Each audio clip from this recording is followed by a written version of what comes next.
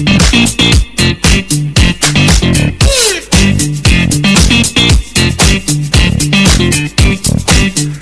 right, okay. Thank you for staying tuned to the Radio 104.7 FM. It's 17 minutes past 9 a.m. and it's time for us to look at the dailies and see what the headlines are saying. So we are saying welcome to the Polity on the Radio 104.7 FM, where we get to congregate and make analysis of all these developments. My name is Franklin Ebika, and today happens to be Thursday edition of this very program, and we are counting days in the month of September. Of course, it's September 18th. Of course, we have like 14 days to say goodbye to September. That will be October. So you can see that we are inching closer to the end of this very year. It's not to scare you, rather, it's just for you to take your stock and know how far you have gone in achieving those resolutions you made towards the beginning of this very year. Okay, so today we are going to just go straight to the headline. But before then, just to let you know that my name is Franklin Ebeka, and as usual, my striking partner is here, Chison Chinedu. Good morning to you. And good morning. And of course, we are going to hear from Dr. Tony Sambeki, who is on the analysis desk. But before he comes in, Chisom, I don't know if you saw that very reaction that came from the media aide to the governor in respect to the apology which was rendered by Senator Uche Kunife over what she said regarding the family of the first family in Anambra State. Now, I'm just going to read the title of that very statement which Mazi Ejimofor issued yesterday. On this platform yesterday, we talked about that very apology, and we said that it took courage for Senator Kunife to have come out to issue the apology. But the apology didn't hit what it was meant to hit. That's why we're having this very reaction. So it's titled Kunife Campaign Organization Disowns, or rather, that's the wrong word. So I'm trying to get to that very one. So it says Senator Kunife's purported apology, another fabrication fit for the waste bin. Did you see that, Chisom? Yes, absolutely. I did see that, and when I saw it, I asked myself, what exactly is happening? Nobody from the Uche Kunife camp came out to say that this statement didn't emanate from us. Also, a part of that statement by Ejimofor noted that there is no such group as the one that signed the supposed apology. So at this point, for me, I'm waiting to see people from the Ekunife camp, because they were giving 72, Ekunife herself was giving 72 hours to recount the things that she said earlier about the first family, particularly the first lady of the state. So we look forward to seeing what the camp of Ekunife says in the coming hours, probably. They sticking to that statement, or taking it back, or rejecting it.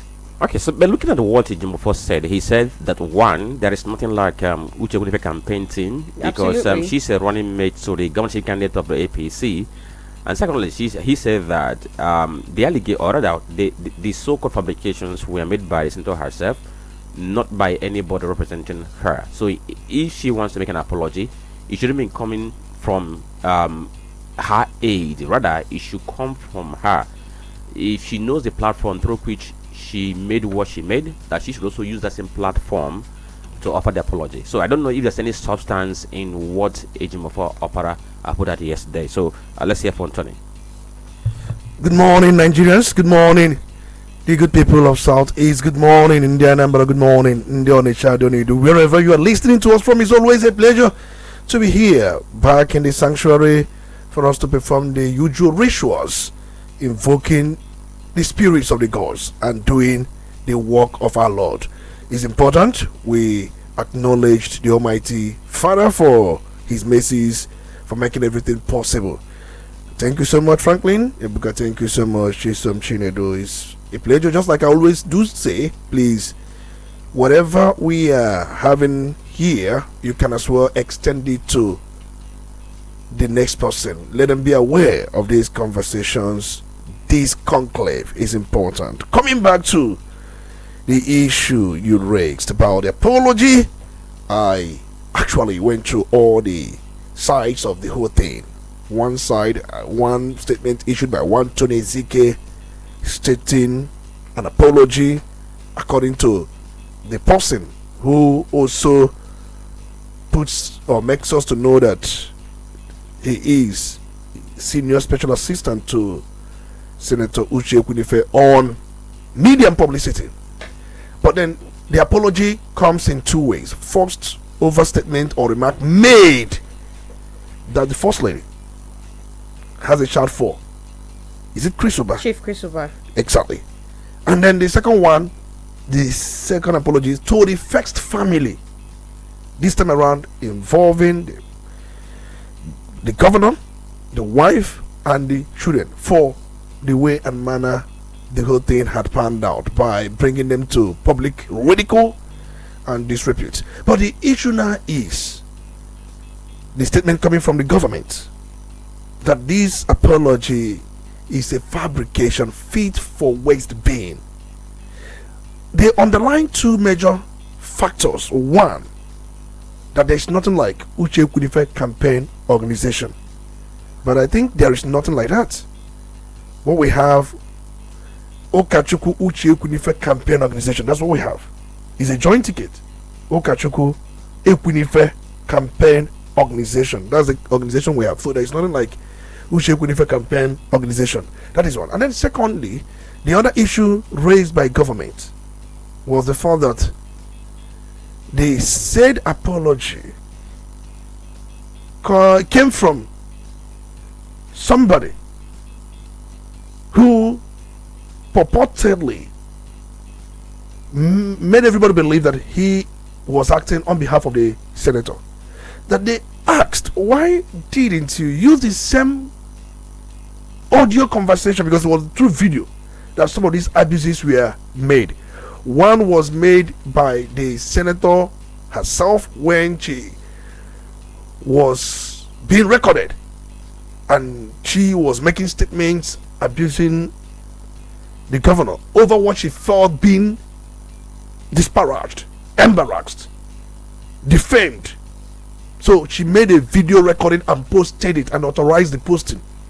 Then the second was during her private conversation with someone which she did not sanction. She didn't sanction the second one because the second one was leaked.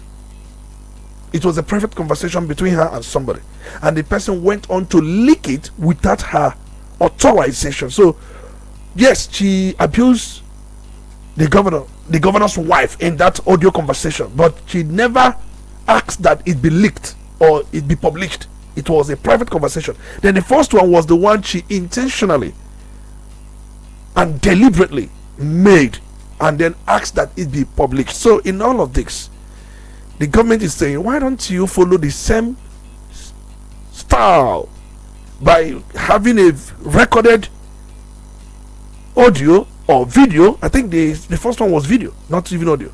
It was the second one that was audio. Video, audio. Why don't you make a video and let everybody understand that this apology is coming from you, because you tomorrow you can deny that this never came from you.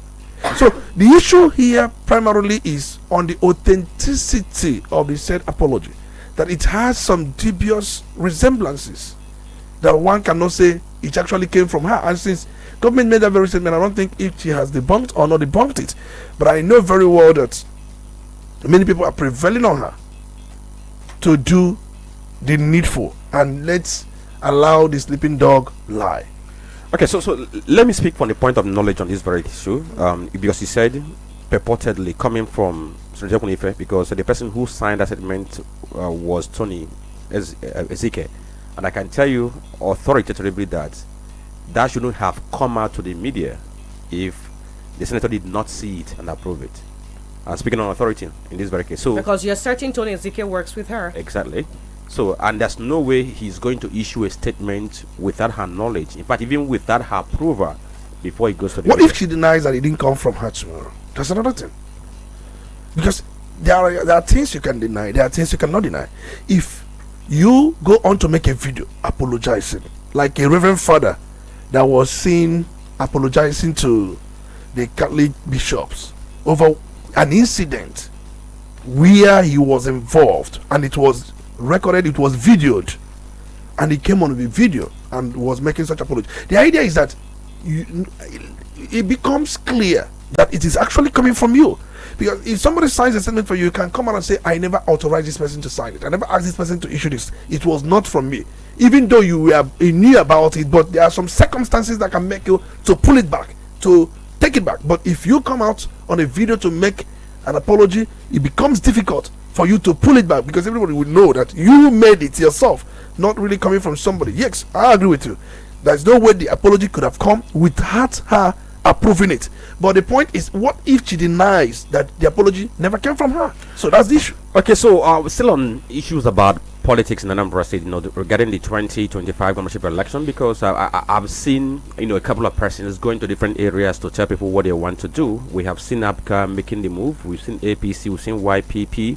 I think we have seen AA, and then I saw the only woman in that very contest also going to somewhere in, I think, Ayamelum, to talk to them, talking about that Chioma should be Chioma Ifemelodike. To some extent, I was glad that people who are seen as the smaller candidates in quotes, that they are making moves to talk to people that this is what we want to do, even if we don't have the money to put up all the billboards, put up all the posters, put the jingles on radio and television, but at least we can go to the grassroots and talk to them and share our ideas with them. And I think that is what makes democracy what it is. I know very well that the party you are talking about is Chowore's party. Why are you bringing Chowore? No, but that's Chowore's party. And the lady in question works with Chowore. I have spotted her many times with Chowore. And with that, is it brown berets they usually put on? And it seems she's trying to adopt the strategy, because I sometimes saw her going to the government house to protest. She's just doing what Chowore is doing. She went to campaign in front of government house. She is. No, I think she led, would I call it a small delegation on a protest against insecurity. There was no delegation, one man delegation. No, she had some presence. I know, but that's by the way. They had placards. But it wouldn't save delegation. At least you saw her doing the whole doings. She was, all those other people were behind watching her doing those things. After all of a sudden, we saw her lying on the floor. Chowore, how Chowore does is awareness. But the point remains that Chowore is the one that put her there, and there's nothing wrong about that anyway. And over time, Chowore is the one sponsoring most of the things she does, and Chowore is her own godfather. There's no doubt. But it's left for the people of Anambra State to decide. But the point remains that AA in most elections, I don't know why they are still a political party in Nigeria, because most elections have not. I don't think if they have won anything, they have not. It's all about revolution now. So we want to see all that. Let them get into the fray. Let's hear from them. I want to see Boot Party. I want to see AAC. I want to see Boot NMPP. is doing something. Boot is doing something. Boot Party is doing something. Guess what? NMPP. I haven't seen the man's face, but I saw his face on television somewhere in Lagos, speaking to people of Anambra State from Lagos. I think I know him very well.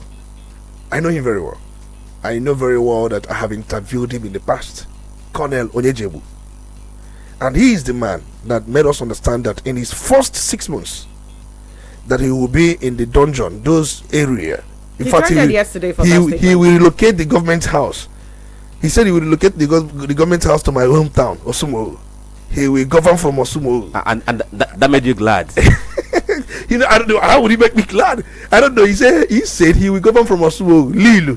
And he said, these are towns around my town. But think about it. I mean, the last time the incumbent governor started work at Okpoko. Yes. And the moment he took his oath of office, the next day he went to Okpoko. And he's telling us that for him, it is going to be tackling insecurity head on. No, he's not talking about tackling insecurity head on. He's talking about relocating to those areas for that are 6 volatile. months. 6 months. And you look at how practicable. Do you know what it means to take the government organs down to a rural area and start governing from that rural area? Is it all about to win election? Well, I'm just talking about the practicability. The practicability is the bone of contention. That is it. Here. And if you look at that area, of course, for the past 4 or 5 years, what it has always been. Development has stalled. Before now, last I went to my town, I saw hotels springing up. I saw many developmental projects coming up. I don't know about those projects. Not that people do not go there and come back, because I know my people still go and come back. But it depends on how they do that. But the point remains that telling us you will relocate the government house, as a governor, yeah, commissioners, heads of agencies, they will all work from Osumo and the Iseke or Lille, any of these areas. For me, it sounds so sugarcoating. Yeah, that's what I think. It sounds so sugarcoating. Okay, somebody said that nothing is impossible before God. So who knows if that is going to be our case in Anambra State? We are going to have the lighthouse relocated to Osumu, and then we begin to reference you as a man from the capital. All right, so then yesterday too, we saw that the governor was in Nzam, governor of Anambra State, where he commissioned a 14-kilometer road, and from the records or from what we've gathered, that is the very first road leading to that Nzam ever since it was created. And then what that means for people of that very area, I do not know. But this very morning too, I got to Okozu Junction, that road that leads to Nteja, and I also saw canopies mounted and a banner signaling that the governor probably has an event there. If he's going to do a flag up or whatever, I cannot say now, but maybe in the course of the show might be able to get information. So Tony, or do you know more about this? I think it's important. We saw the video yesterday where the governor drove to Nzam. Nzam is the capital of Anambra West local government, and that local government, they have been underdeveloped over time, and we know them as Anam people. I think that's the general name for them. You see Umuku Anam, Nzam, all Anam, Senoma, and all that. You see many of them there. We know we have different headquarters. Agua, in fact, if you talk about Aguata local government, I know headquarters is in Epulobia. If you talk about Anambra East, it's in Otuocha. If you talk about Aniocha, it's in Neni. If you talk about Oka North, it's in Achala. If you talk about Oka South, it's really in Oka. And then Ayamelum should be Anako, and Dunikofa should be Wo, Epusigo. Local government has its headquarters in Osobolo. Why I'm naming some of these headquarters, they are all tired.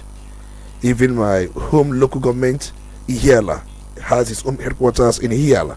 Very fine local government. I know very well that even your own home local government, Idemili North, has its headquarters in Ogidi. Well tired. Onitsha North, Onitsha South, in fact, Urumba North and Urumba South. Urumba North, Ajali, Urumba South, Umunze. So, and then, excuse me. So, what about Chisom local government area? Is it of course, Chisom's local government area. Her own local government is Anako. Chisom is from Ayamelu. And it is well tired. Well tired, too. Okay. Well tired. I said well tired. When last did you see, the thing is, we are talking about the local government itself. The headquarters. The headquarters, that's what we're talking about. So, it's only in Zam. That is not tar. There is no tar road that links the local government to any place. That is only in Zam. In the history of Anambra State, if there is time, I will tell you how these local governments evolved. Remember, we have old Anambra State.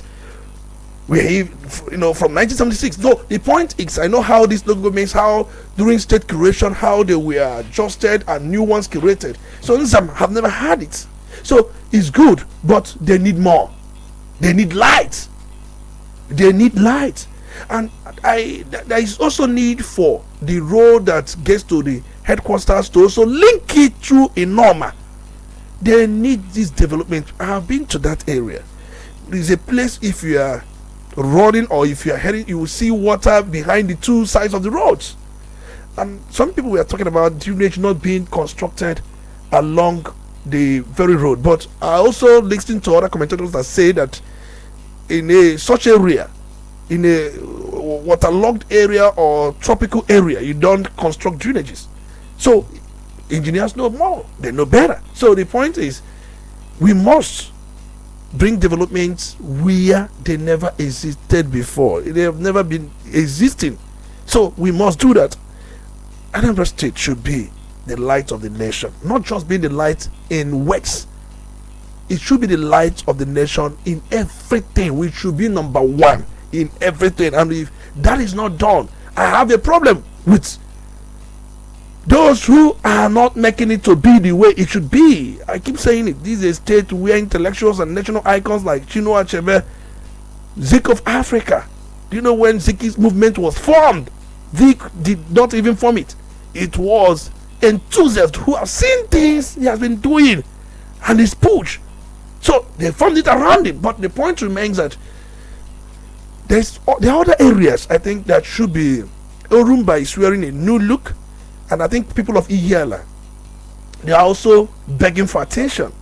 These areas like Lilu, Osumo, Iseke, Mbose, Asia, they are also begging for attention of government.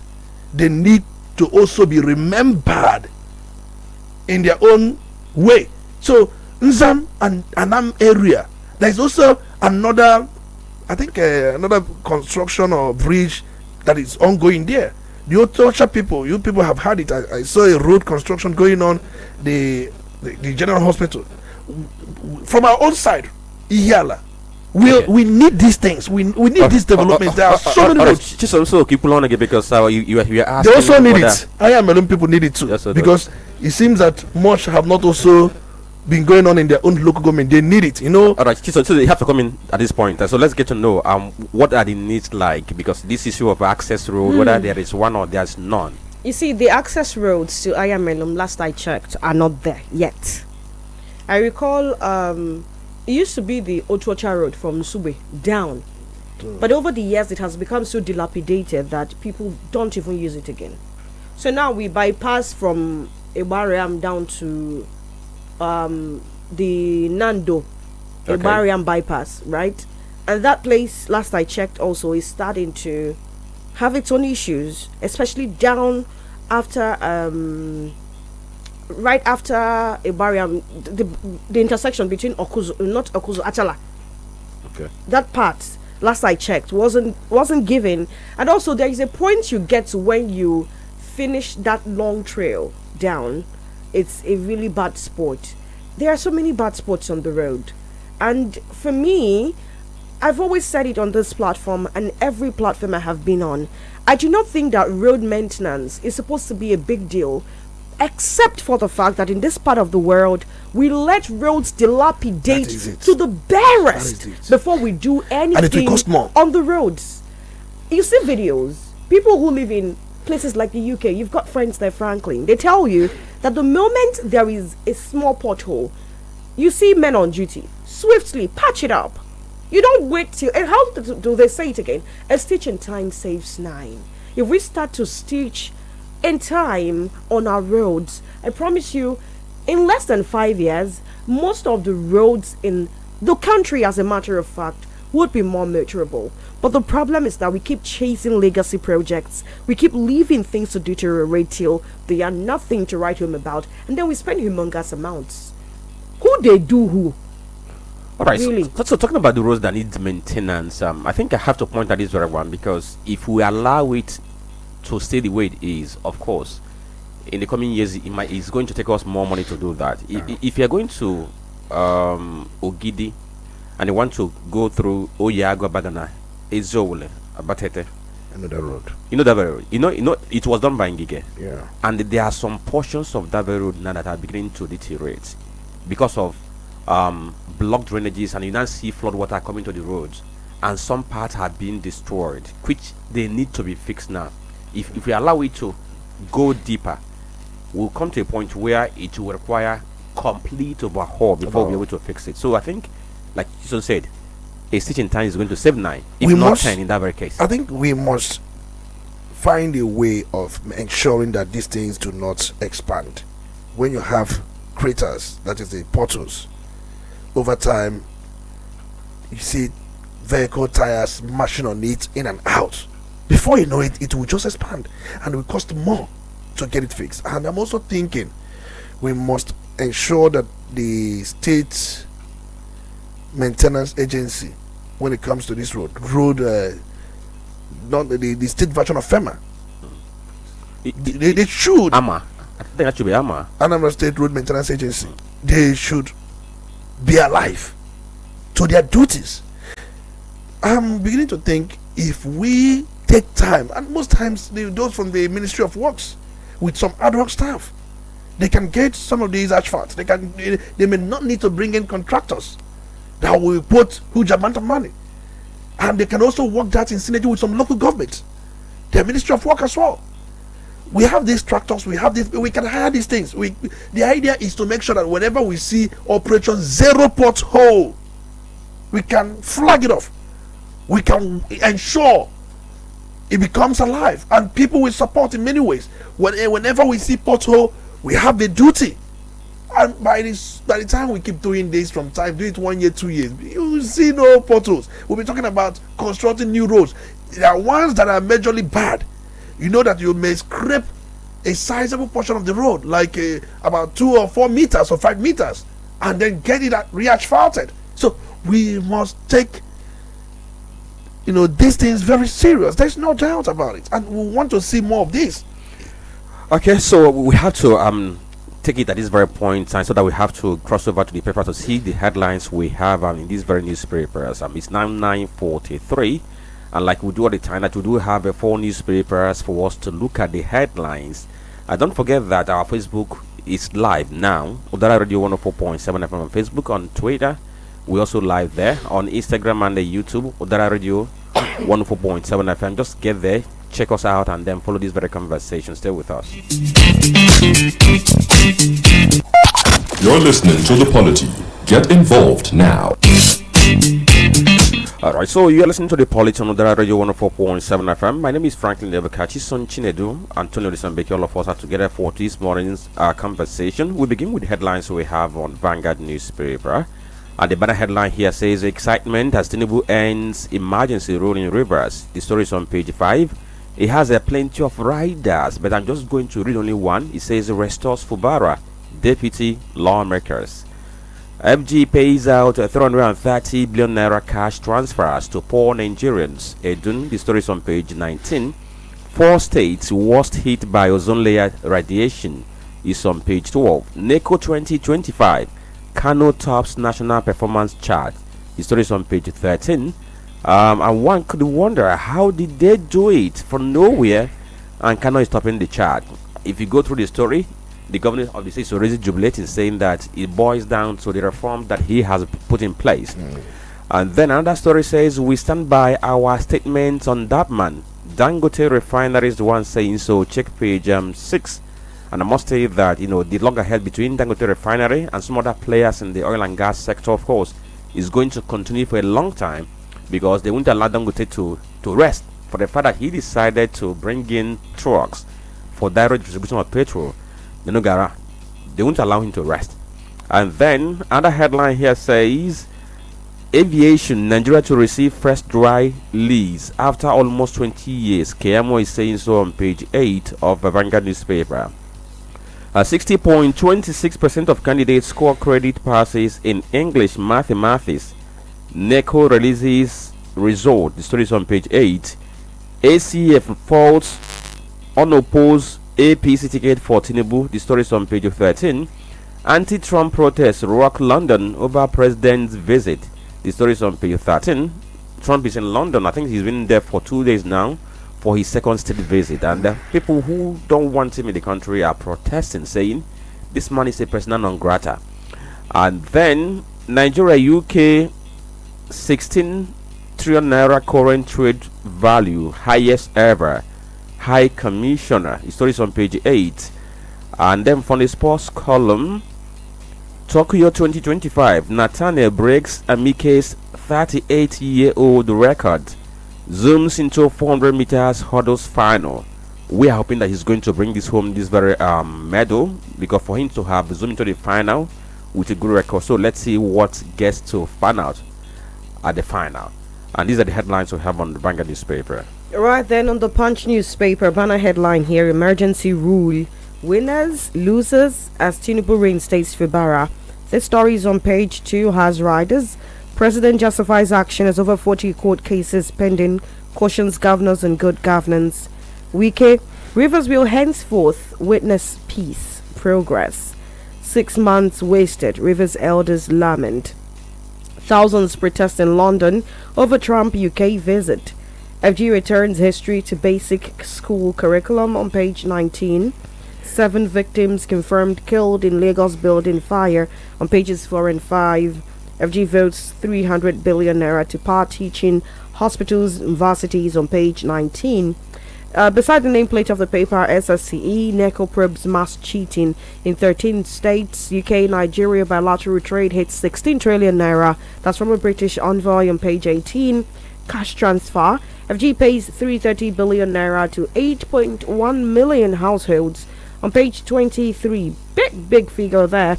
FG states local governments share 2.2 trillion naira August revenue from FAC. That's on page 23. Dividends of all of these monies, that's all Nigerians would like to see. Of course, and I looked at the difference between the one they shared in July and in August. It was running in billions. That tells you governors have been getting more money for projects. And then we go over to the Ghetto newspaper. Doubts, uncertainty in rivers, power torso as Fubara returns. The page stories on page 6. FD says the 330 billion naira disbursed in cash transfers to poor households. Check page 5 of the Ghetto newspaper. Over 60% of candidates pass 2025 SSCE with 5 credits above. The story is on page 29. That man Dangote Beaker over diversion allegation. 1.5 trillion naira subsidy demands. The story is on page 3. On the poll, Supreme Court dismisses appeal against Ayedatiwa's victory. The story is on page 7. In fact, when I read what happened yesterday at the Supreme Court, I was asking myself, why are politicians like that? Because after the election, they went to tribunal. Tribunal gave judgment in favor of Ayedatiwa, and they went to appeal court. Appeal court upheld the election, and three of them, PDP, I think APM, whatever, 3 of them, they went to Supreme Court. Now, guess what? Before the judgment was delivered yesterday, the PDP candidate Ajayi, Bola Ajayi, wrote to the Supreme Court saying that he was withdrawing his suit. The other candidate wrote to the Supreme Court saying he was also withdrawing his suit. Only the person, one of them, died in the course of this very litigation. And my question has been, so if you knew that you are not going to see this to end, why waste the time of the court and even waste your money on frivolous petitions? Okay, so from that very story, we move over to another headline that says World Patient Safety Day. Lagos State government bemoans wasted in healthcare delivery. The story is on page 7. And this one says traders count losses as UBA FIRS mourn staff loss in Lagos fire. The story is on page 8. Tony, you saw the video for one of the the market that got burned in Lagos Island, where people were counting losses. And then talk about the one that happened at the 6-story building, housing different businesses, including UBA. And I've been thinking about what Tony Elumelu did, because UBA issued a statement saying that nobody died, and he issued a statement saying that it was unbecoming for his company to have issued that kind of statement, that it was bereft of sympathy. And he said that they lost people in that very fire. We're going to talk about it later. And then this very headline says NECA urges strategic monetary policy easing as IMP project 17% inflation by year end. Is on page 3. This one says Anambra Guba play by rules. Ohaneze tells Soludo Okachuku Ekunife. The story is on page 28. And these are the headlines on the front page of the Ghana newspaper. Alright then, on the Nation newspaper, the banner headline here: Fubara, Ameule, other lawmakers back in office. And the writers on this story: Tinubu calls for peace, a 6-month emergency rule ends. Grand reception awaits governor.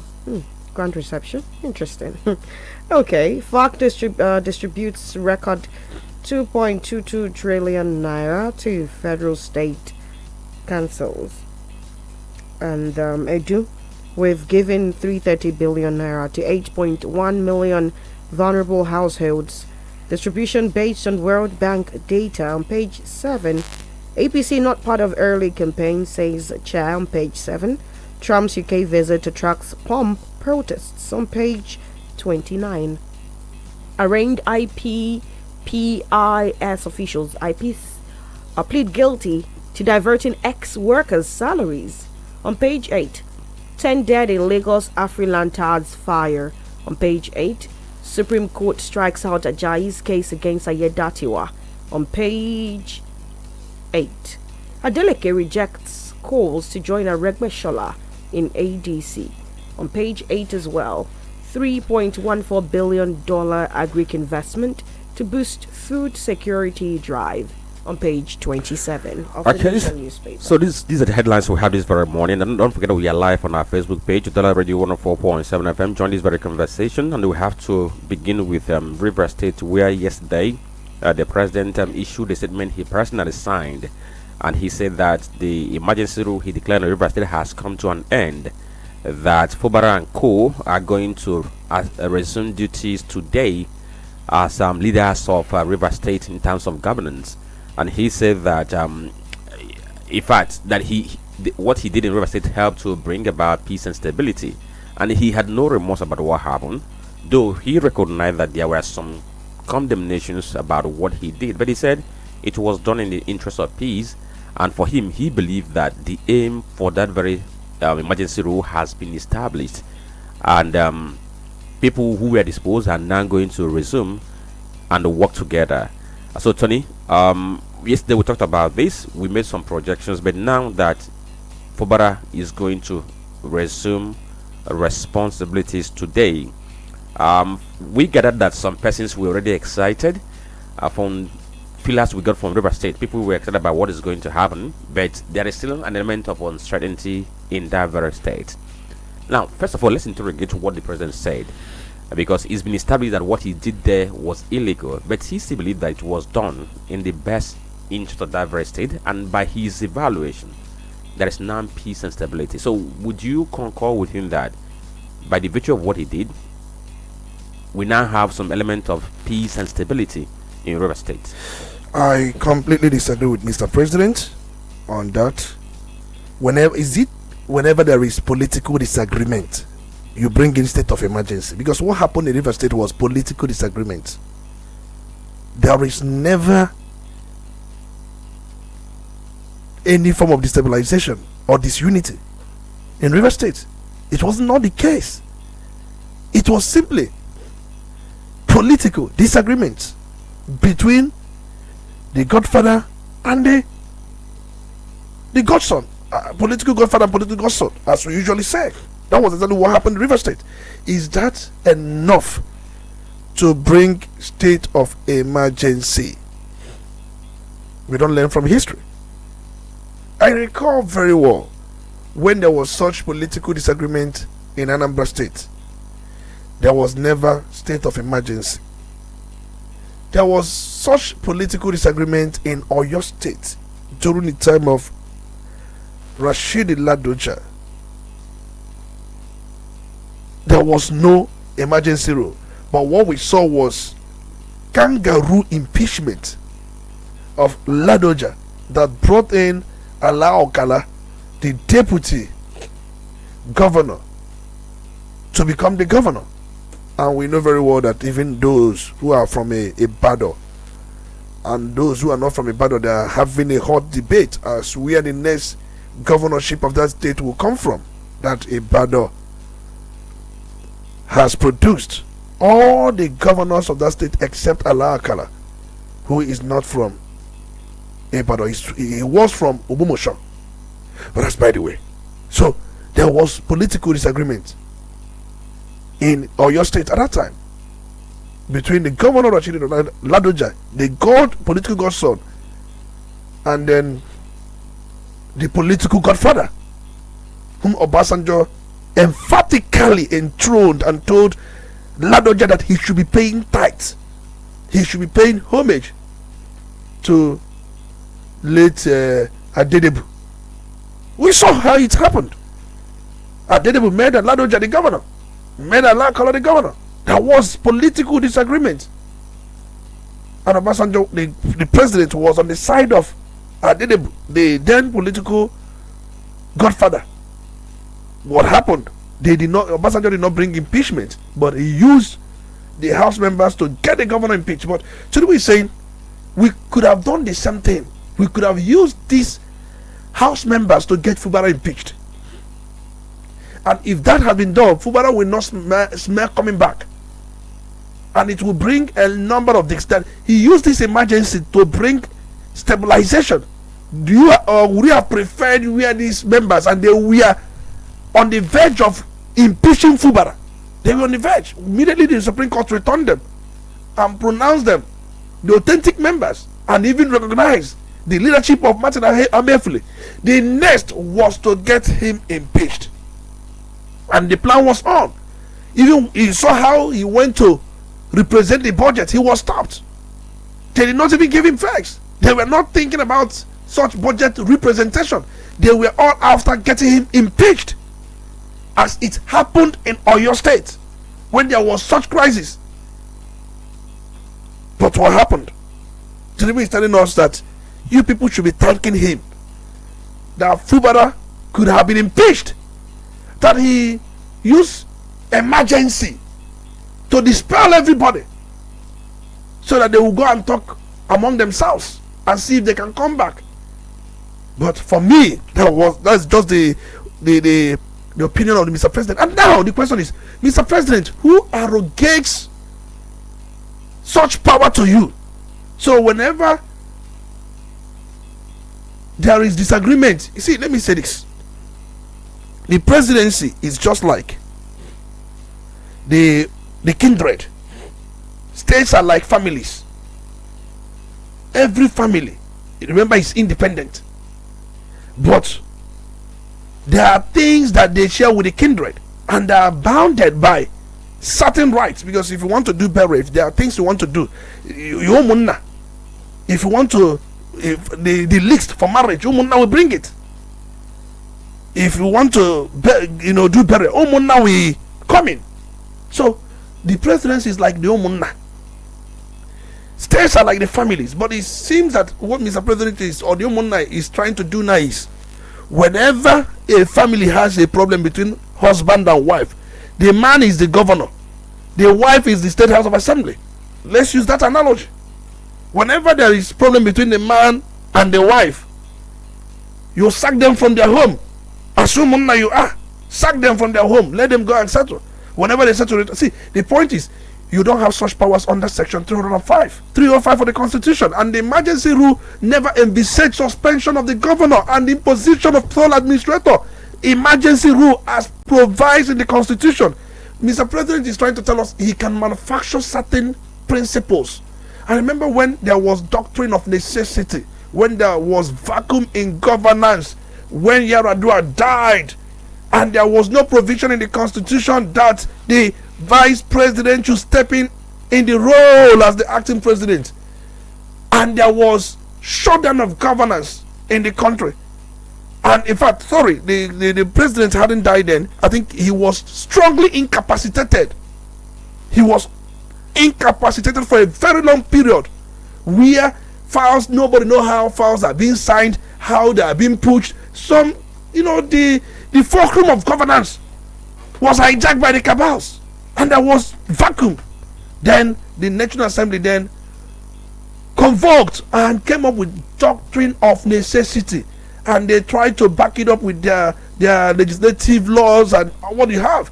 But in this case, what the president, the National Assembly, what they have done, they have committed big infractions, no doubt.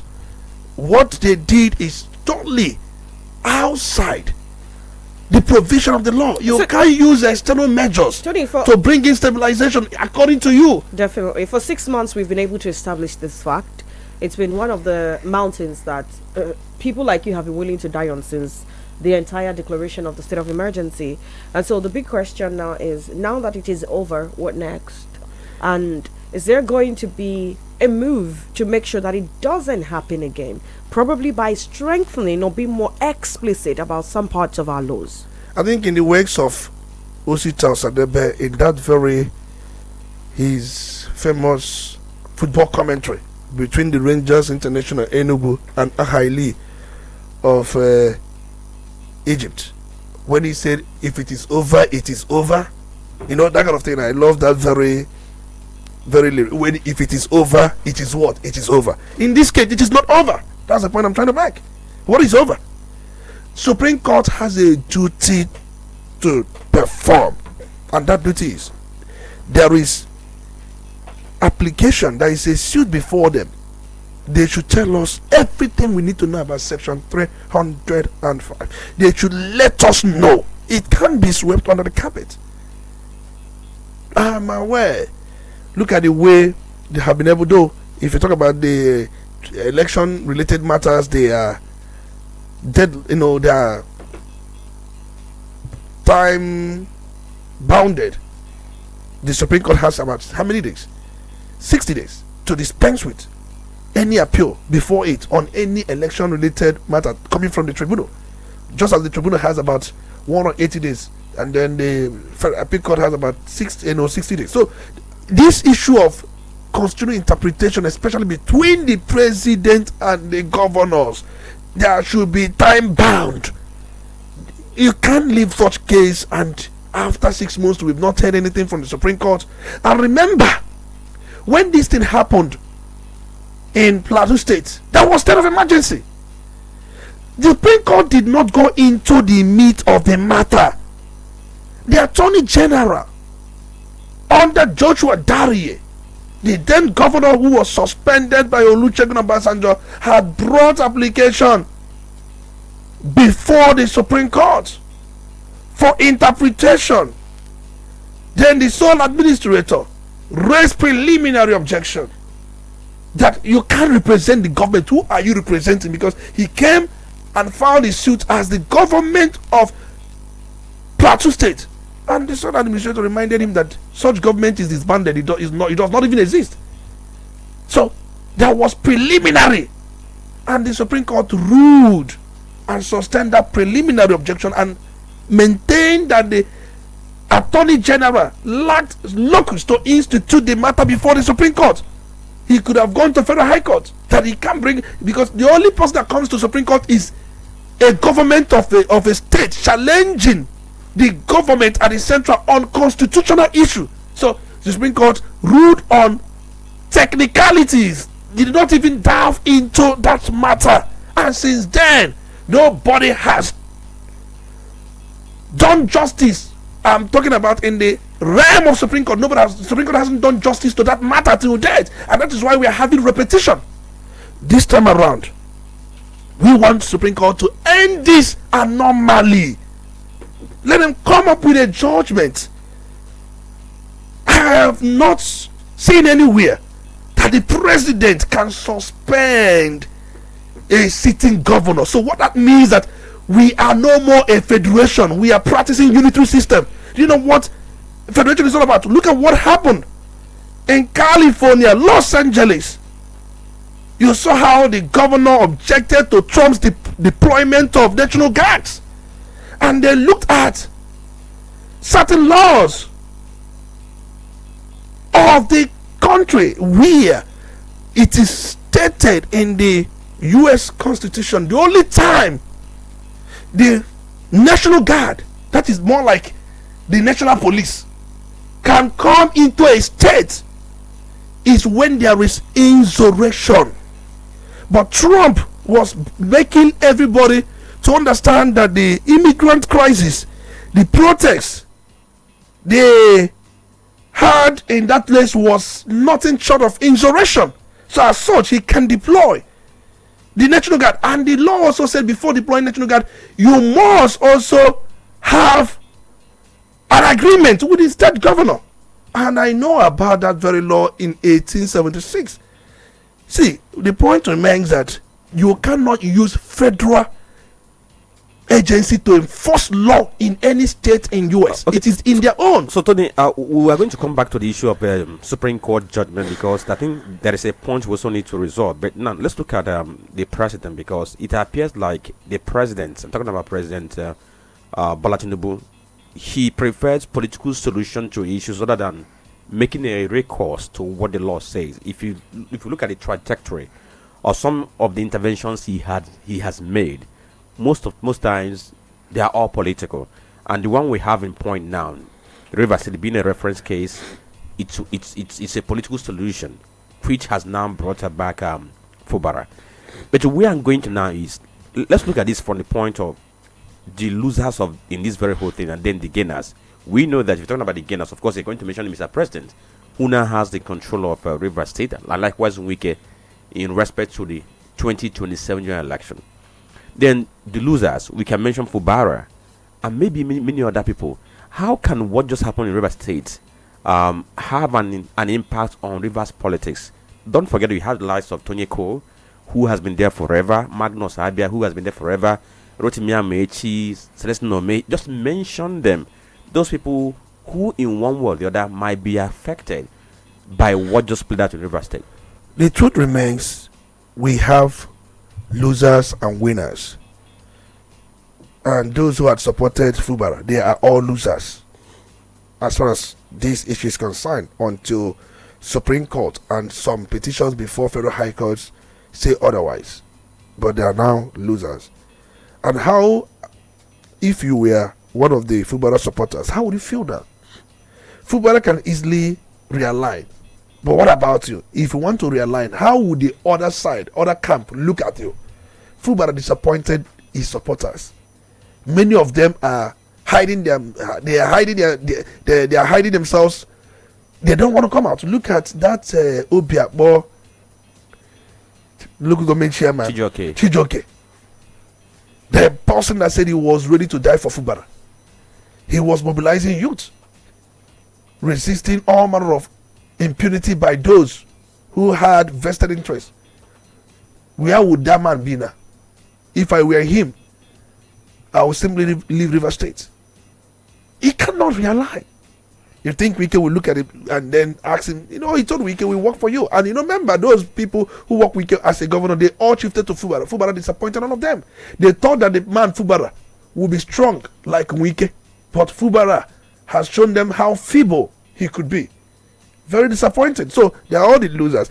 The issue is they have enthroned the local government councils in the state. And I saw security personnel in the government house. They were protesting again. And I said that IBAS hasn't settled them. I don't know the kind of settlements they were talking about, that they can't just leave them like that. I don't know if those security personnel that we are protecting, it's all police, the SS, they were all there. We saw the video. They were protesting. I don't know if they were protesting over unsettled arrears, unsettled some money that were meant to them. I don't know.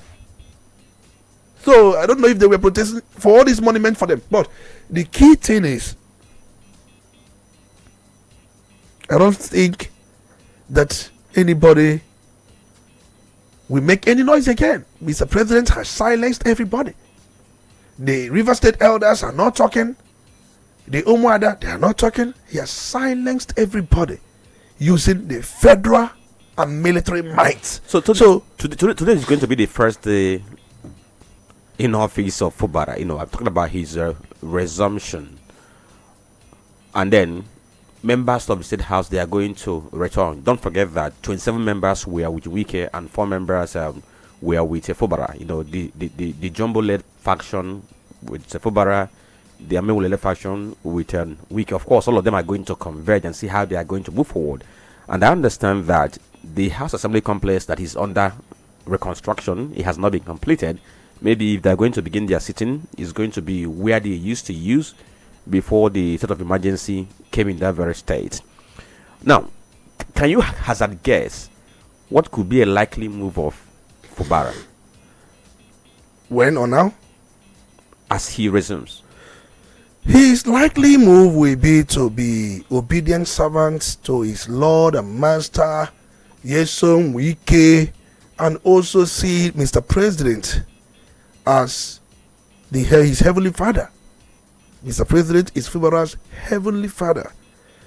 Yeson Wike is his Lord and Master. So he's going to do the works of his Lord and Master.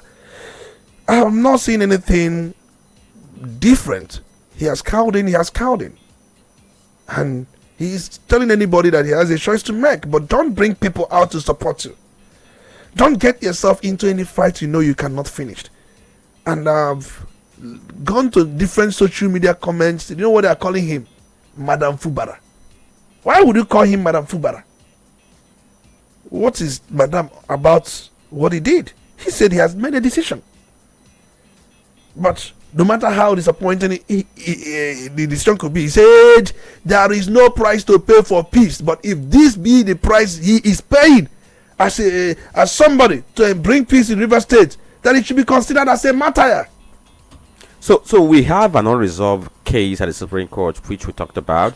In fact, if we had whole scene started, in fact, people who were on the side of Udala, we are banking on the fact that the likes of Amifula and Co, that they announced their defection from the PDP to the APC. So on that very ground, they have ceased to be members of the House of Assembly. But that was not recognized by the Supreme Court when it gave that very judgment. And now we have cases at the Supreme Court, and people are expecting the Supreme Court is going to give interpretation to the section that you made reference to.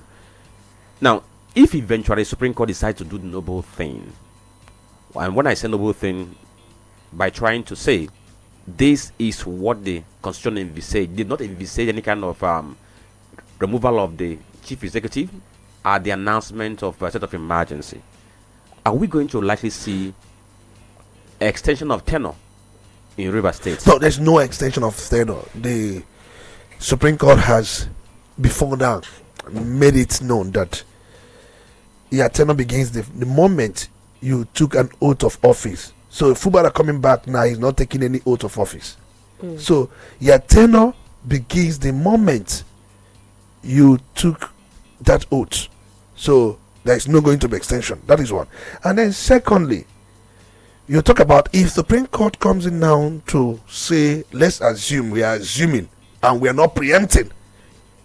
The matter is before the Supreme Court. We are just trying to make assumption of what could likely happen if there is or if there is not. So let's begin. If there is a Supreme Court judgment that says the Nigerian government acted in error, couldn't have declared the emergency in a way that the governor be suspended, that the state assembly members sacked, that there is nowhere in the law that it is tenable and all that. So it becomes that it will be used for future reference.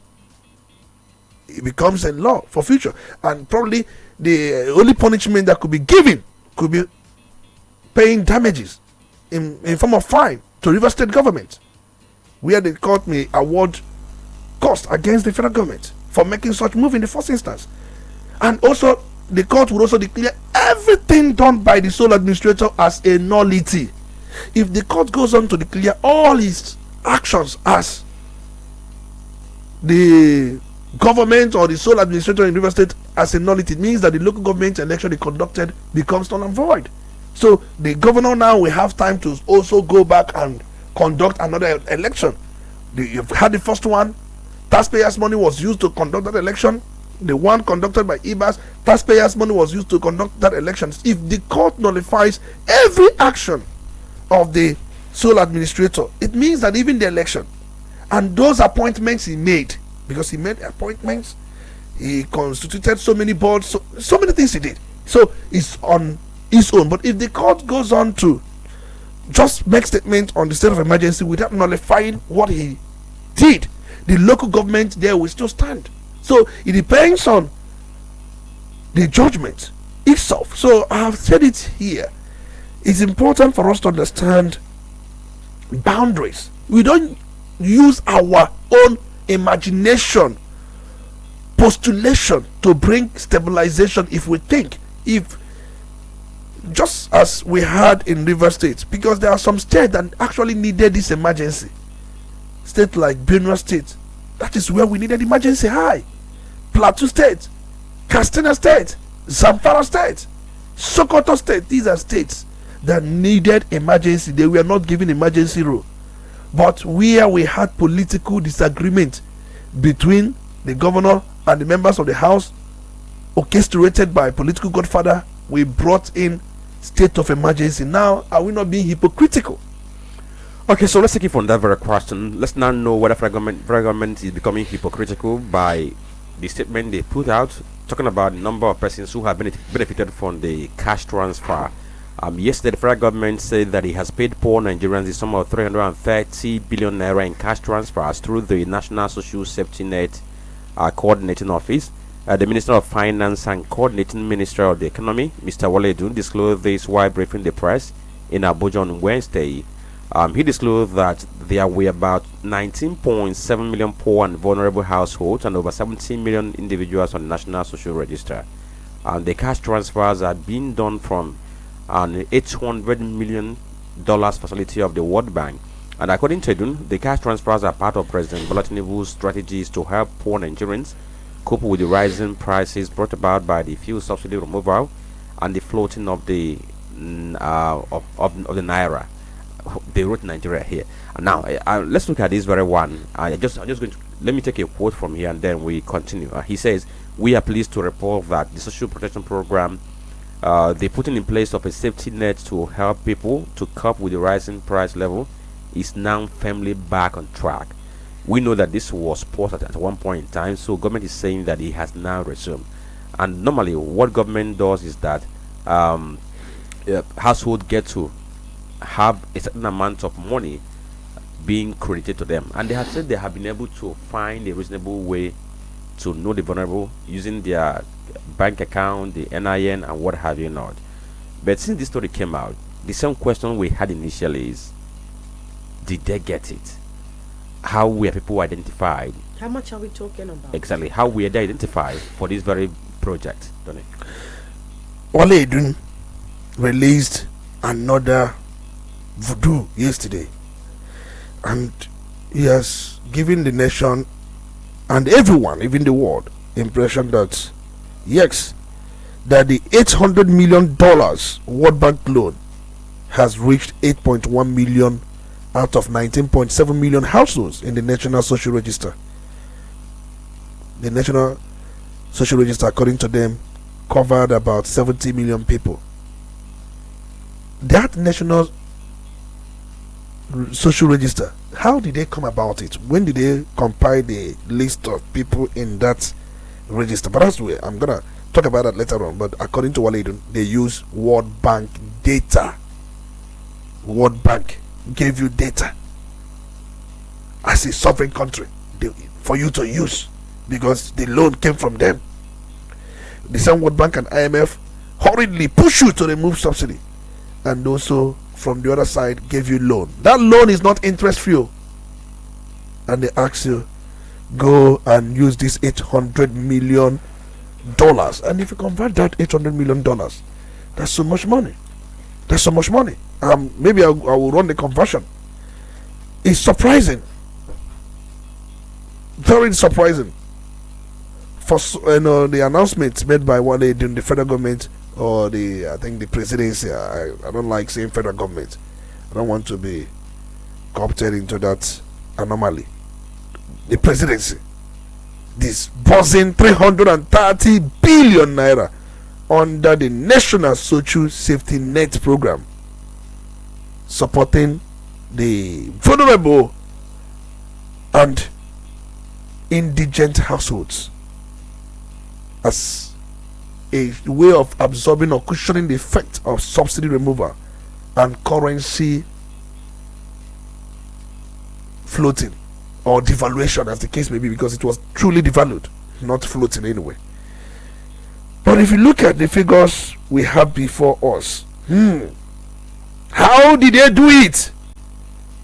They are telling us that the program had its own pattern. There is a pattern they use, that the north and south, they had disparity. The southern part of the country, that is the southern part of Nigeria, received 28% of the funds. 28. Why the north, we are told, received 72% of the fund. See the disparity. That's what he said. It's their figure, not my figure. That the north got 72% of the funds. And when we talk about the fund, we're talking about how many billion? 330 billion. North got 72%. Then the south got 28%. How did they go about it? Because the original plan was 5,000 naira. It was the plan Buhari had. I remember when Buhari was mulling such idea, if subsidy was going to be removed, that he was going to give every household 5,000 naira. Nigerians lambasted Buhari administration. So there was such a plan. But now Tinubu came in and said, no, we are not going to do 5,000, we're going to do 25,000. You are not giving this 25,000 to an individual, to a household, mama, papa, pikin, and even those involved, not just pikin 1, pikin 2, pikin 3, because Nigerians, they may have about 5 to 6, average of 4 pikin, but the point remains, you are giving them 25,000 naira every month. So if you look at this, you think you've done well. Who brought this idea? World Bank.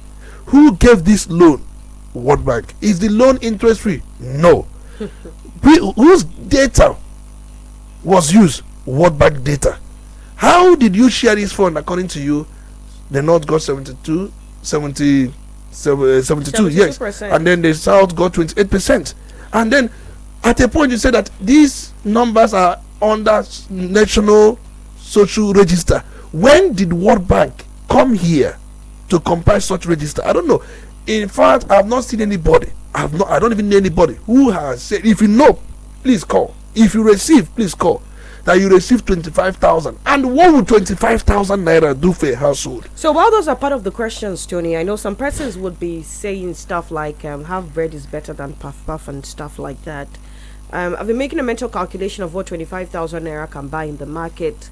Possibly a liter of vegetable oil, a liter of palm oil, some onion, some seasoning, 1 or 2 pentas of rice, 1 or 2 pentas of gari, 1 penta of beans.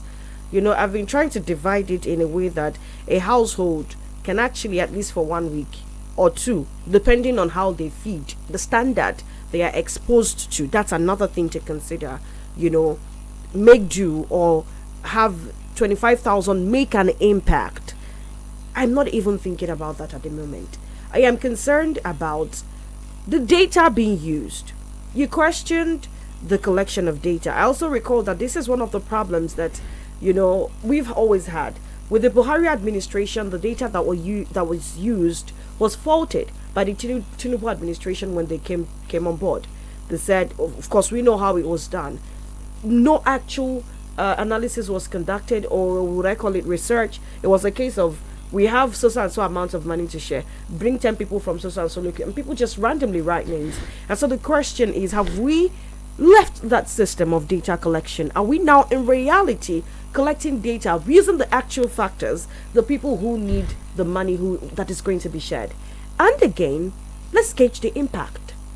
Is it really impacting, or do we need to seek another way of making people relieved from the impacts of the removal of fuel subsidy and, of course, the flotation of the naira?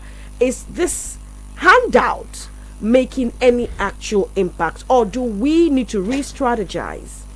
The truth remains that if you are to judge by what happened in the past, where we are told that 37 billion was being investigated under the former Minister of Humanitarian Affairs, Sadiya Omar Maruk, and the contractor, leading to their indictment.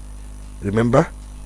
Yes, I remember. It was money meant for vulnerable people that are vulnerable. 37 billion. And there was also a Federal High Court order where the Federal High Court ordered the former minister to account for 729 billion naira disbursed to approximately, according to them, 24.3 million Nigerians. And the court questioned the rationale behind paying 5,000 naira to each beneficiary over 6 months, totaling about 5% of Nigeria's 2021 federal budget. To date, that matter is still before the court, where the court ordered the former minister to account for 729 billion, according to the ministry, where 24.3 million Nigerians were shared 5,000 naira each. I'm also aware that EFCC at a point reported the recovery of 30 billion naira linked to the financial malfeasance in the Ministry of Humanitarian Affairs, where it started investigating about 50 bank accounts associated with the ministry as part of broader probe into alleged fraudulent activities. Even when during COVID period, do you know how many money that the country was giving as a way to cushion the effect of COVID-19? Where did the money go?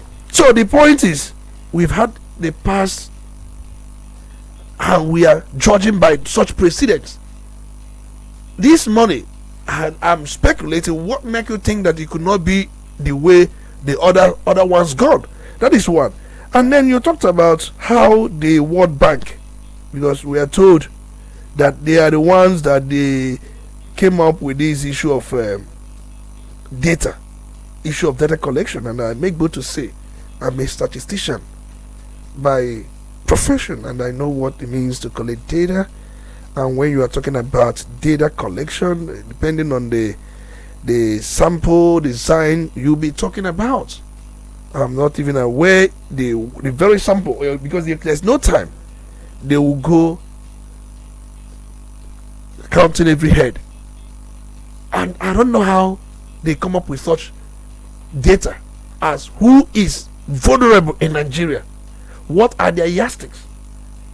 When you're talking about vulnerability, do you mean those who cannot, a household that cannot afford or cannot earn up to 20,000 naira in a month? How did you come about it? How did you identify the household? Were you able to directly contact the household, or you imagine it yourself? There are things will be told in this country. It will appear that these people or the government or the World Bank or the IMF is taking everybody for granted. Nigeria has a very big population. We know very well that over 120 million Nigerians or 30 million Nigerians are living in multidimensional poverty. But when you talk about financial poverty, we know very well that over 100 million Nigerians are. So you want to tell me, as World Bank, you brought out their time and started counting head on, one by one? So how did you come about it? Okay, from what I know, World Bank, the way they went about this very one is that basically they depended on information they got from people using their NIN. Perhaps, I don't know if there was a benchmark of how much you have in your bank account, and then you're going to be classified as those who are vulnerable. And the question will be, if that was the benchmark, what about those Nigerians who do not operate a bank account and they didn't have very money? And judging from the questions that we have had about how these registers will come about, at this point in time, the government is spending billions on this very project. Should we say that government should continue or dispense with this very project, since we think that the money is not being used judiciously? We know that government has some other social investment project is running, but this very one about cash transfer is being done with so much controversy. Questions about who is getting the money and if the money is giving us value for what is being spent. So should we dispense of it and forget about this cash transfer and use the money to do any other meaningful thing for the country?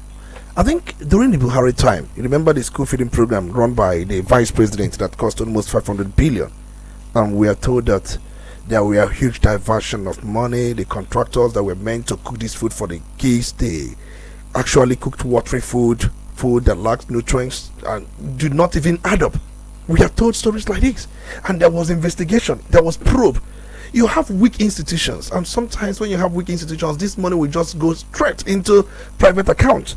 And from the report I have here, that the World Bank usually used high resolution poverty map by applying machine learning algorithms to satellite imagery and other geospatial data.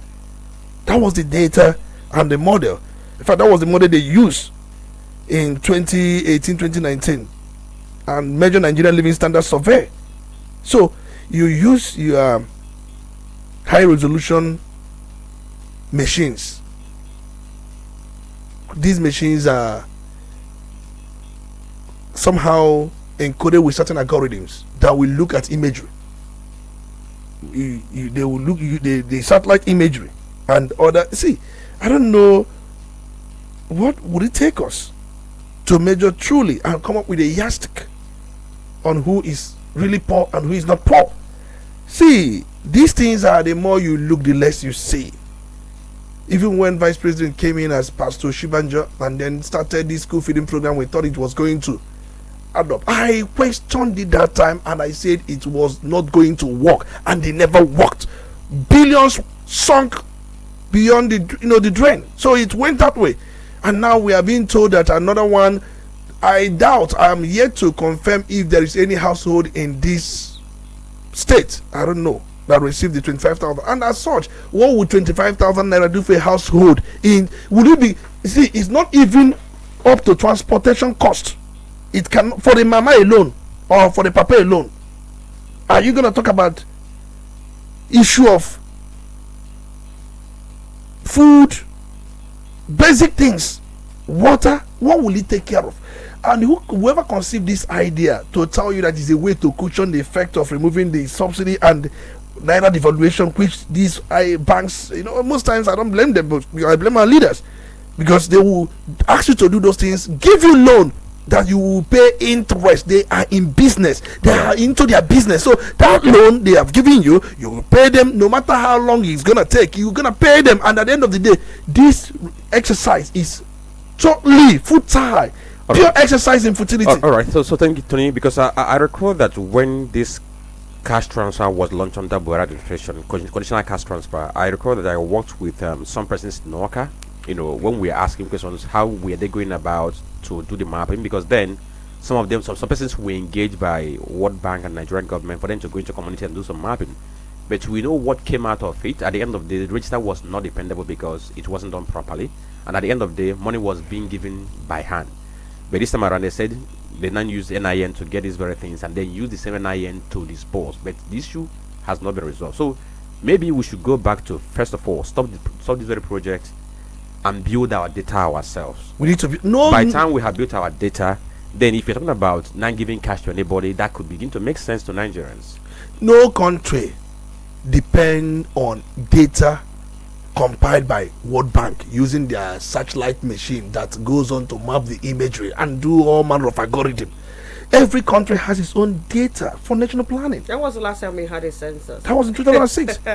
So we are not ready, Tony. The point is, what has more reason we stop this? The best we could do is to run subsidy. Generally, you can run subsidy on transportation. When you run subsidy, that is it. Of course, everybody gets to benefit. That is it. But they are trying to tell you that we want to target the poorest of the poor, whereas giving money to the richest of the rich. See, let's forget this. The more you look, the less you see. And also we can run, just like I said, run subsidy because we don't have data to target the poorest of the poor. All right, Tony. All right. I'm so also interested, real quick. Okay. This thing we keep having, this romance we keep having with the World Bank. I do understand that Nigeria is not the only nation that subventions like this are given to. But isn't it about time that we go back to the drawing board? Because like you mentioned, these loans are not without interest. So we owe way too much for us to be having loans trivialized still. We have made ourselves the caricature of World Bank and IMF. And when you talk about World Bank and IMF, we are talking about UX. They are the principal owner of World Bank and IMF. Take it anywhere, United States of America, the Bretton Woods. They are the principal owners. They take decisions. They make decisions. They bring in whoever that's serving there as the director general. So you think they will want you to see? They are also trying to, because all the interest you are going to pay is business. That's how US enrich the economy. We have other countries who are members of World Bank, no doubt, but the country that has the highest share is United States of America. So that is why they will be the one that will decide who becomes the director general or whatever name given to whoever that sits there as their chairman. So the point I'm trying to make here is this: it started with structural adjustment program. They deceived President Ibrahim Badamasi. They deceived IBB. IBB brought all this up and so many things it brought, and then in fact our economy, they shattered our economy because our currency was measuring against dollar, matching dollar head on one, and they look at this country, and they just came in and shattered our economy. Before you know it, after that policy they brought in during the IBB regime, the naira now jumped to 12. A naira jumped to, I think, $1 will cost $12. Sorry, $1 will cost $12 naira. That's what I want to say. $1 will cost 12 naira. From there, before you know it, it gets to the point we are in now. There was a time it was the value of $1 was almost the same. But they brought in their World Bank, IMF thing and deceived us. And one thing is this: why they deceive you, they will give you loan, and that loan is not interest free. Okay, so let's go for this very commercial break. Once we return, it will be time for us to take your call. Stay with us. We'll be right back.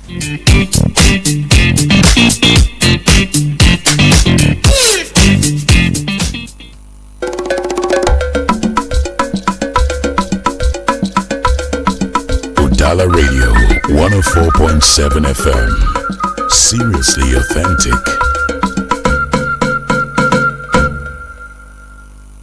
Quality bread, Wendy's bread, for your family breakfast. Wendy's bread, Opa kitchen they do yellow. Wendy's bread, Mama Papa they like Wendy's bread, na kitchen and do. Wendy's bread, even children they like Wendy's bread, Wendy's bread, minta. Wendy's bread, you get the better tasty we go sweet your belly. Wendy's bread, Wendy's your bachchama. Wendy's bread, the champion. Wendy's bread, your tasty bread. You can contact us on our official address, Second Business Park, Enugu Road, GRA, beside Onitsha, Anambra State. We also have another branch at St. Michael Plaza at Tandy Road. Also contact us on 070-1149-1571. Wendy's bread, your tasty bread. Wendy's bread. Udala Radio 104.7 FM. Seriously authentic. You're listening to The Polity. Get involved now.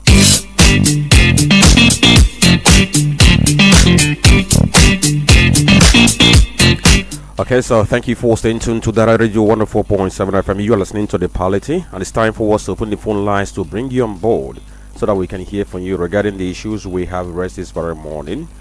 The phone lines are 0803-221-6973 or 0803-827-6694. Good morning. Yes, sir. Wonderful morning to you. Franklin Sambeki from Chinedu. Good morning. Honorable Ika, I'm calling from Onitsha. Go on. Well, let me just say that the President of Nigeria, President Buhari, no matter how you look at it, in fact, he's killing democracy in Nigeria. That is just the simple truth. He has succeeded in killing democracy. And for Fubara, it's better off for him to resign because he disappointed billions of Nigerians who are Democrats. Do you think that tomorrow, if Fubara comes out and begins to canvass for vote, it's just unstable people like him that can vote for him, or those who like to sell their vote. Such people will go and vote for him. Personally, to me, the man shouldn't be counted for anything. The only option, if he has right now, is to resign. That's just my own candid opinion to him because I don't see him as very... Okay, look at the one that called himself the agitator, as I read the Kubo mention all these high-profile militants that you have there, the traditional rulers. All of them are, all of them are almost disappointed. So I think for Mr. President, President Buhari is not a Democrat. He's just eyeing the reverse vote, which I will assure him that yes, on weekend and others cannot even give. Even now, most of these people that are loyal to yes, on weekend, to me, it's just for a moment. That's the simple truth because we have similar cases in Anambra State. We have people that are loyal to one of our family. We are there today in the dustbin of history.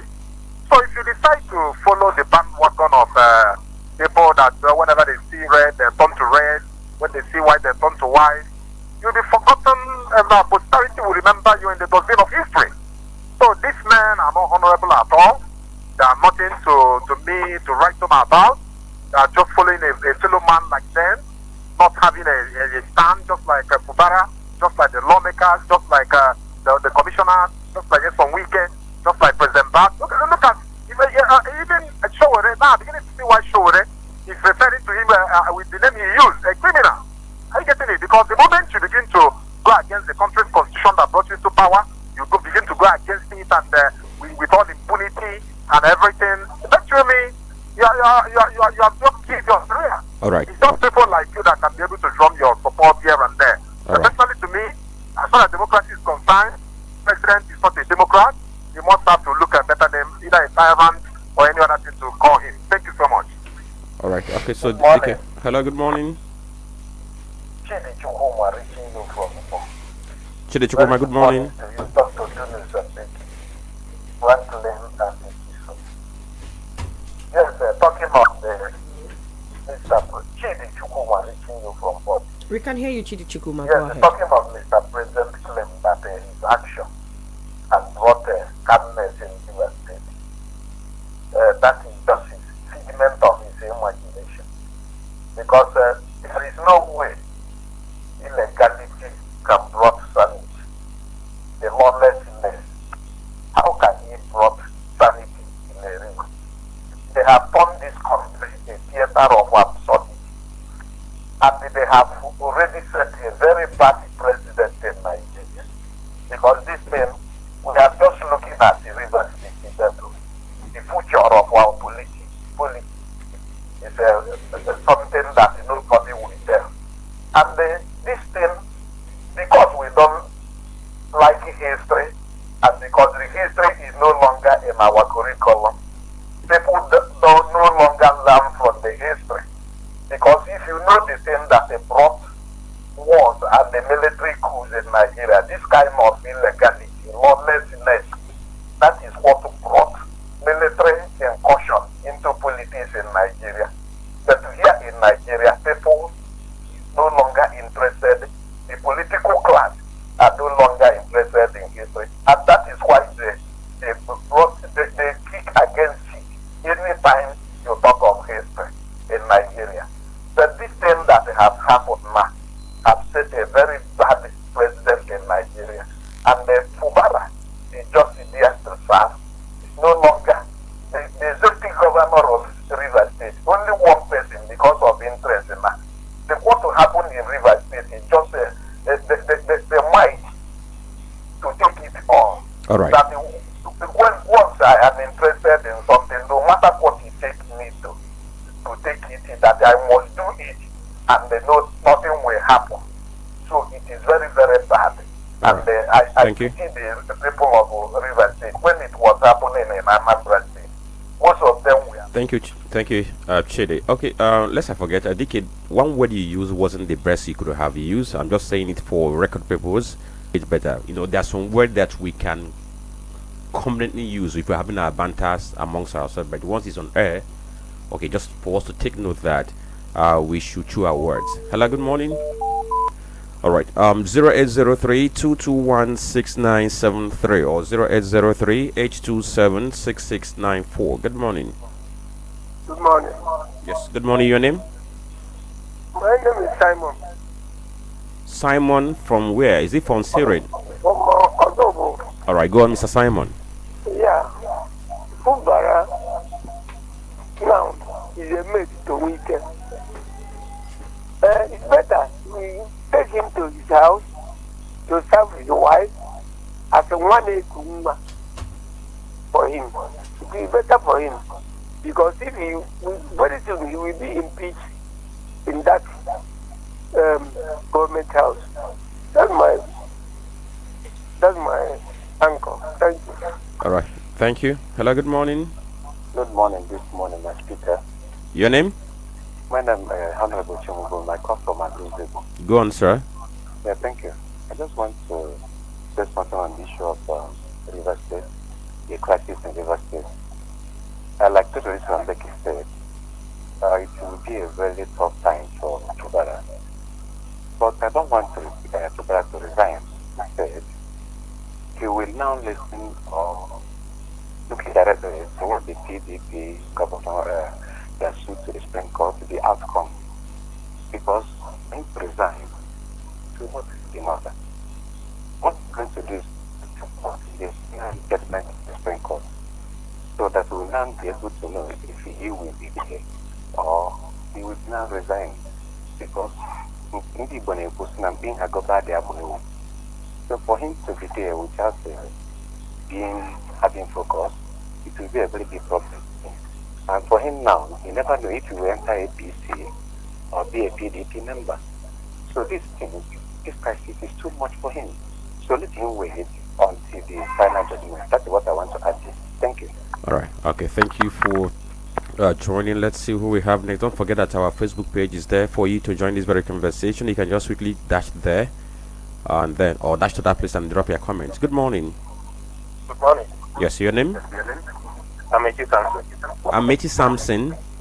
Yes. Samson, we're having a hour back here. Can you do us this very favor by walking away from your radio set? Okay. Can you hear me better now? Okay, go on. Okay, thank you. It's actually surprising that we are reacting to what happened in River State. Now that a state of emergency has been imposed, that service time has gone, without reacting to the fact that something gave us to it. For all the people who are calling in and criticizing Fubara and criticizing the president, please let me ask, where we are there when Fubara demolished the House of Assembly? Where we are there when Fubara used 4 members of the House of Assembly to pass a project? Where in the Constitution is it written? For everybody, those people in the studio, everybody, at what point did we turn ourselves to answer critics instead of becoming the journalists that we are supposed to be? If you are criticizing what World Bank is doing, the question is this: please tender a different report that will counter what World Bank is doing. I know somebody who received this 25,000, and I know the position of that person as far as poverty level is concerned. Instead of telling Lisandeki to sit down there and criticize everything that the president does, criticize everything that happens in Rivers because Wike did not support his candidate in 2023. It doesn't make sense. Professionalism should be seen as being played. Objectivity is what modern day journalism is built on. It is very wrong when you listen and you turn a studio as reputable as Udala FM to an opposition studio. No, just hold on. Thank you. All right, just hold on. I want to engage you. Hold on. Please, can I engage you? Hold on. He has gone. I want to engage him. Look at what I said. It's very simple. When there are disagreements, where do you run to? Courts. You don't. The president doesn't come in and decide certain things in a state. Yes, Fubara demolished the Moscow house. I mean, the house of the state assembly at the Moscow road. Presented a budget with 4 members, as you said. They went to court. Supreme Court said, go and represent it. And the Supreme Court, yes, Supreme Court said, go and represent it. That is one. And the Supreme Court said, Fubara, you couldn't have demolished the house. So Supreme Court has come in. And when the court has come in, then what was the president doing again? Besides, what was the constitutional the constitutional backup the president had to nothing do that? See, sometimes we reason from, I don't know how we reason. Whenever there is disagreement, who do we run to? Courts. We don't run to president. And the president cannot bring his own makeshift solution. We follow the solution presented by the court. Whatever the court says is the law, is the law. The president is not the court. The president is not the law. And somebody sit there because you support APC, because you believe in APC, you don't see any truth in whatever we present here. Nobody is saying that what Fubara did is right, or what we are. That's not what we are saying. We are saying follow the constitutionality, what the law says. The Supreme Court has ruled, and the Supreme Court says, go and redo this. What was I saying? If Fubara stand to be impeached, let him be impeached. If the House can impeach him, it's a democratic process. So what we are saying is that it is an executive overreach for Mr. President to have done what he did. And Section 305 did not say that suspension. He said, where was the people that are criticizing part? Where was them? Where was there when the president was doing this? Can you imagine? Excuse me. All right. So excuse me. So let's head over to page. Facebook. All right. And see what you have to say. Yusuf Ali, he says, in my location, Kogi State, some people have started receiving 25,000 naira alert from last month. Yusuf Ali, it's really refreshing to know that you can hear us all the way from Kogi State. Now, I'm going to address what she said alongside what the last caller also said concerning what we said concerning the 25,000 naira and all of that. Right before the BAT administration, the Tinubu administration, the Buhari administration also had these social projects going on. We had the school feeding, we had the conditional cash transfer, we had a lot of them. And so the questions didn't start with the BAT administration. The questions have been ongoing. The people who are getting it, you know, one person who needs it. Okay, so how many other people who are getting it are you sure that actually need it? And are you also going to sit down and pretend like you have never heard anyone say, they are paying so and so, bring name for list, even when the people bringing names do not need that money? Are you going to pretend like you have never heard it? Because I've heard it. So what happened to the Empower system? That was how people who had actual jobs filled up the system, and people were waiting to have jobs. But the thing is, the Empower paid people. Yes, the money was paying. Can we hold on a bit, because we have plenty of messages on our Facebook page. Absolutely. Mazi More Chikwadoro says, I still maintain my stand that Mr. Fubara should have accepted to, or shouldn't have accepted to resume office, because I know that Mr. Wike and his cohorts will not allow him to govern the state in his own capacity. Rather, he will be there as a robot and rubber stamp. He should save his energy and integrity by resigning, period. Okay. Ugochukwu Frank, Fubara has metamorphosed into an appointee of Tinubu. He automatically becomes a stooge that will do the biddings of his master, Wike, instead of those of Rivers people that elected him. Why the Supreme Court refused to hear the case and decide whether the suspension of a duly elected governor by a fellow elected president is a travesty of the Constitution or not will remain a mystery to haunt Nigeria. Izuchukwu Chukura, he says he disagrees with Tony on Fubara being the biggest loser, because the true losers are the people. What is happening in Rivers State only reinforces the deep-rooted decay in both our political and judicial systems. Imagine a court neglecting its duty to interpret a constitutional provision for nearly 200 days. The struggle for control in Rivers mirrors what we saw in the 2023 presidential elections, where results were manipulated to favor certain interests.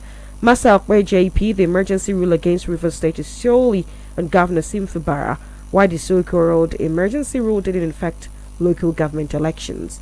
Wise Jimmy Carter says the reinstatement of Fubara and co in Rivers State is just a political jamboree because the state has been rubber-stamped by Wike and Tinubu. Ariza Bartholomew Enede, he says, I want to put the record straight. It's not all communities that are in Anambra State that are in Annam. Inoma is an Igala-speaking community, and His Excellency Professor Charles Chukwumasubulu should help us extend the road construction from Nzam to Inoma. Our people are going through hell. Maolebara, Nigerians yearn for the right leaders to lead, not rule. That will set the right pace. That will give and not loot. Moral compass, not ruthless captains, installing those that deserve our loyalty and leadership, not those that demand our leadership and lordship over us. Okay, you're praying for Nigeria to get that. Mbechi, please, I want to talk about Mrs. Ekunife and her so-called apologies. The apology is not acceptable, and her utterances against our dear state Anambra shall affect her political career. Those are the comments from the video, but I've got a couple more from the post. And let's see. Elo White Osinachi says he's confused about how an elected governor can be suspended from office. Asamsoni Ifeanyi, he says, I want to disagree with Tony on the topic of the day. Tony, can you tell us the money allocated to Southeast Development Commission, how it is being managed? I think he meant digress, not disagree. And how it is being managed. You meant to digress. All right. Tino B, get to know you're listening from Ledger in Soka. Amazi Zubi, good morning, gentlemen of the press. Tinubu returning Fubara to office after 6 months of emergency. We are hoping to see how everything unfolds. Emeka Ezem Kasi, he says, before we jump to conclusion about Governor Fubara, we don't know what he has in mind. And Eke Gunners, Fubara has finally accepted Wike's terms and conditions to be answering Governor of Rivers under Wike's apprenticeship, receiving payment from Wike as an employee. He's a total disappointment to his followers. So we'll take it from the plenty of reactions. So many comments. Now, where I want us to look at now, let me say it, because the person that called in that tried to get you guys agitated, the thing is, it will happen. But let me say this. I don't think anybody is trying to say that people are not receiving 5,000 now. That's not what we're saying. That's not what they're saying. Nobody's saying that. People, like I said, I was involved with some persons who knew about it during Buhari time. Yes. I was in Epusigo, I was in Ihiala to witness the sharing. Yes. And I can then. But now they said many people who got it then were not supposed to get it. So this time around, they want to use bank account. People are receiving money actually, but we are saying those who are receiving, are they those who actually need it? And also, apart from that, there are so many people who do not have bank accounts. Exactly. There are many indigent people, poor people. They don't even have a bank account. So, if they do not have bank accounts, were you able to open account for them? Were you able to see how you can get to them? Why using World Bank data? That is my concern. My own is this. Let's always stand on the side of the truth. The Nigerian Bar Association, the body of journalists, they are all saying the same thing about what happened in River State. We all saying the same thing. So the constitutionality is that is it. Even the Nigerian Bar Association, why they shifted their annual conference from River State to Enugu State, and that's the reason they gave. And somebody says here, how can somebody who calls himself, because you have an opinion? I don't ever had a candidate in 2023 anyway. But the point remains that you don't just come here to insult our collective intelligence just because you want to make a point. You can as well. I can engage anybody on any topic outside here on social media. Let's talk. All right, let's bring points. We're totally let's bring out facts. of time. We're totally out of time. Thank you, Tony, for your wonderful analysis today. Like I said earlier, the problem isn't about the money being shared. For me, the problem is, are we sharing it to the people that need it? Because I have been a witness to Anekego Detafa. AFA could be people in fact, people that know people, not people that need it. So how is the Nigerian government investing in truly getting to those who really need it? And I'm also asking, is this really what we need, or we should be reevaluating? This is supposed to be our common patrimony, and if